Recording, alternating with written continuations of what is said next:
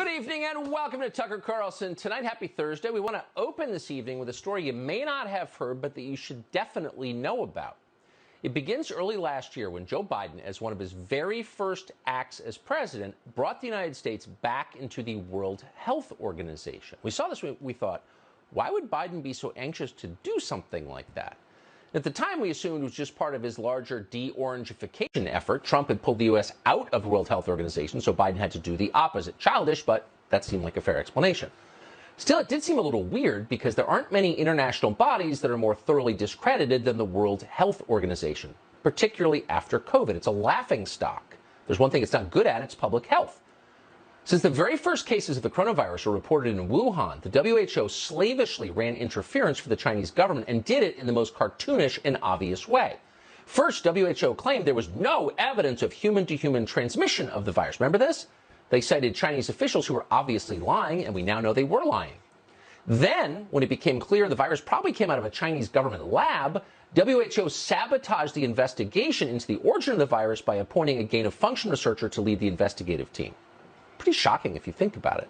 And to this day, the WHO still has not acknowledged it did any of that, though it definitely did. Instead, they've continued to praise China's response to COVID as, quote, transparent, which is the one thing it's not. It's almost amusing. But again, it's weird if you think about it. Why would Joe Biden want to join a group that every informed person laughs at? Well, more than a year later, we think we know the answer. The Biden administration is very close to handing the World Health Organization power over every aspect, the intimate aspects of your life. So imagine the civil liberties abuses that you lived through during the COVID lockdowns, but permanent and administered from a foreign country. Here's what we're looking at tonight. This January, the Biden administration submitted a series of proposed amendments to something called the International Health Regulations, the IHR. Now, the Biden administration's amendments, along with those from several other countries, will be combined to create a new global pandemic treaty. We need a pandemic treaty. That treaty is set to be adopted starting this weekend in Geneva at the World Health Assembly. Now, the full text of the treaty is not yet finished, but a WHO working group has summarized what it's going to look like. The document begins by promising to restrict the WHO's authority just to pandemics. Calm down, it's just pandemics. Quote, WHO Secretariat to play the leading, convening, and coordinating role in operational aspects of emergency response to a pandemic, end quote. So don't get paranoid. Someone needs to coordinate the pandemic response globally because it's a global problem. Got it? Settle down, conspiracy nut. But here's the catch. The World Health Organization gets to define what a pandemic is, when a pandemic is in progress, and how long a pandemic lasts. Then you read the fine print and you realize the WHO will have total authority over emergency operations in the United States if there is ever a, quote, public health emergency. Huh? What qualifies exactly as a public health emergency? Well, they don't define that. But they get to decide what a public health emergency is. And then they have total authority. You can see where this is going. Now, the Biden administration has made certain that unelected bureaucrats at the WHO have total authority to declare and define public health emergencies. They did it explicitly. The White House eliminated a provision that would have required the World Health Organization to, quote, consult with and attempt to obtain verification from the state party in whose territory the event is allegedly occurring in. So, as originally written, they couldn't do anything without the permission of their member countries' governments. But thanks to the change that the Biden administration pushed, effectively there is no limit at all on WHO's power. And then it gets worse from there. The treaty also mandates a, quote, whole of government and whole of society approach to pandemic preparedness. Think about that. Every society is always preparing for a pandemic, and that means there will not be a moment ever when the WHO doesn't have operational control over so-called public health matters in this country. Now, what's that going to mean exactly? You've already guessed it's not really about public health. It never is. But before I tell you what exactly it's going to mean, you should know that none of this is going to be optional. Thanks to an amendment from the Biden administration, the treaty contains a provision for a compliance committee. Ooh, there's always the stick.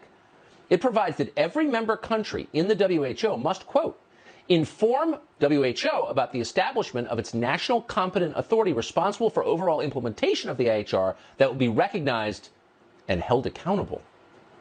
Under this treaty, WHO members must enforce orders from the WHO. They have to act as the heavies for the WHO, and if they don't, they'll be sanctioned. The White House is going to be the muscle for the director of the World Health Organization. So who is the director of the World Health Organization? Well, that would be a former member of Ethiopia's Marxist-Leninist party called Tedros Adhanom Ghebreyesus. He once led the Ministry of Health in Ethiopia. He's not a physician. But as the head of the Ministry of Health in Ethiopia, for political reasons, he covered up 3 cholera outbreaks, the opposite of what he's supposed to do. He wrote off cholera as simply acute watery diarrhea. Again, he's not a doctor, so maybe he didn't know, but he did know. He did it for political reasons. Those outbreaks are taking place among disfavored groups. Then Tedros tried to appoint Robert Mugabe, the racist murderer who ran Zimbabwe into the ground, as an international goodwill ambassador for public health. Now, at the time, Zimbabwe was the poorest, most mismanaged, most racist country in the world. And yet Tedros thought he should be a goodwill ambassador for public health. These are some of the reasons that Tedros, needless to say, is a close friend of Tony Fauci's. So Tedros is really an outstanding person. I've known him from the time that he was the Minister of Health of Ethiopia.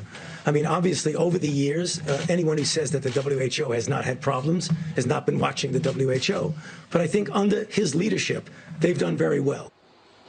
Yeah, they've done very well. He's an outstanding person, that friend of Robert Mugabe's. And because he's such an outstanding person, we are days away from giving him operational control over our government's public health system, the one that you pay for and thought you controlled in this democracy.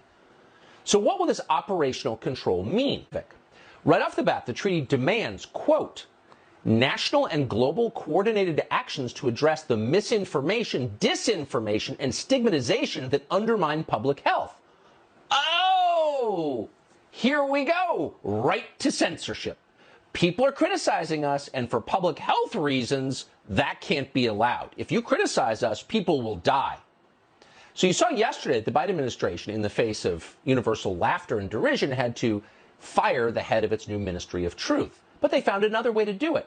Quote, WHO Secretariat to build capacity to deploy proactive countermeasures against misinformation and social media attacks. Oh, are you following this? So they're going to get to censor anybody who doesn't agree with what they do as they control the intimate details of your life. And they will control those details. Under this treaty, the World Health Organization will get to establish vaccine passports and regulate travel. World Health Organization will, quote, develop standards for producing a digital version of the International Certificate of Vaccination and Prophylaxis. Okay. So you may be thinking, well, it's just about COVID, and I went along with mandatory vaccines and vaccine passports at the time. How bad could it be? First of all, if you went along with that, you should be repenting right about now. But it's not just about COVID, because WHO will be in charge of, quote, the digitalization of all health forms. World Health Organization will also, quote, share real-time information about travel measures. So you're going to find out exactly when you're allowed to get on a bus or train or airplane. Or how about your bicycle? Will they regulate that too? Maybe. Now, the World Health Organization has sought this authority for years. Of course, who doesn't want more power? Here's Tedros back in April of 2020.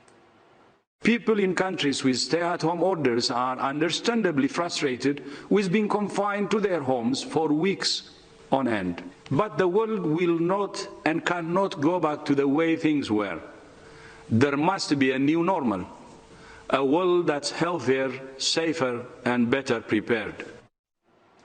Okay, so there's a guy with a long and documented history of subverting public health, who is clearly a liar, who is acting as an agent for the Chinese government.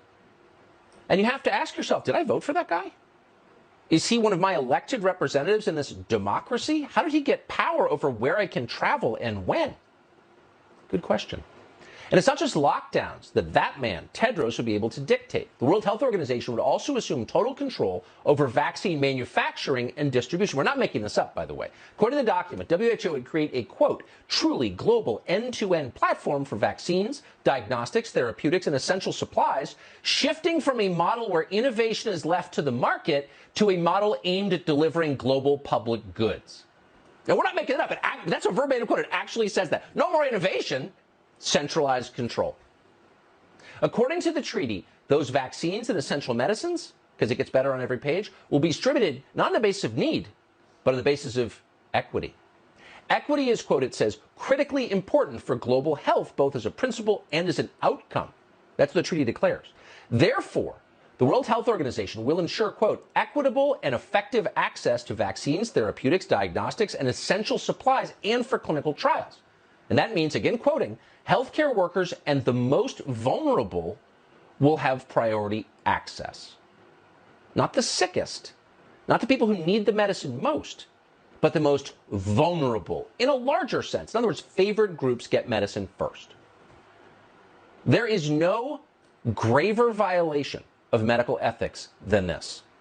Every physician practicing in the United States promises not to do what you just heard. And it would become mandatory under this treaty. And by the way, the language you just heard, that is exactly the justification that officials in several states threw out when they were caught passing out vaccines based on race. This is a power grab. It's dangerous. It is, by the way, a reward to the very people who screwed up 2 years of COVID response. Oh, let's give them more power. This is lunacy. And people who know that it's happening are upset. 125,000 people in the UK have just called for a referendum on this treaty. They signed a petition. In a democracy, that would matter. You get to petition your government, you remember? But the British government doesn't care what they think. And now there's the Biden White House. In this country, there's been very little pushback because most people have no clue this is happening. We didn't until a bunch of people bothered us about it. You should look into it. We did and we're shocked. We didn't know because our media isn't covering this. It's on the front page. Why is that? You have to ask yourself. There is at least one planned legal challenge to this, and it comes from Stephen Miller's group, America First Legal. Here's what's at stake, not just your health, but the way that you live and your relationship to the government.